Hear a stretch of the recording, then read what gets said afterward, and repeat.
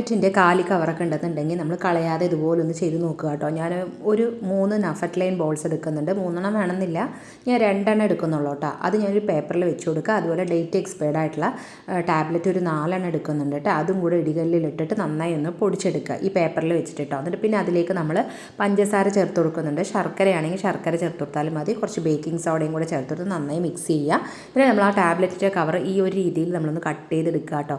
എന്നിട്ട് നമ്മൾ ഈ ഒരു പൊടിനെ നമ്മളൊരു പാത്രത്തിലേക്ക്, വേറെ നമ്മൾ യൂസ് ചെയ്യാത്ത പാത്രത്തിലേക്ക് ഇട്ടിട്ട് നമ്മൾ കുറച്ച് വെള്ളം ഒഴിച്ച് നന്നായി മിക്സ് ചെയ്തതിന് ശേഷം ഇതുപോലൊന്ന് ഈ ഒരു ടാബ്ലറ്റിൻ്റെ കവറിലാക്കുക.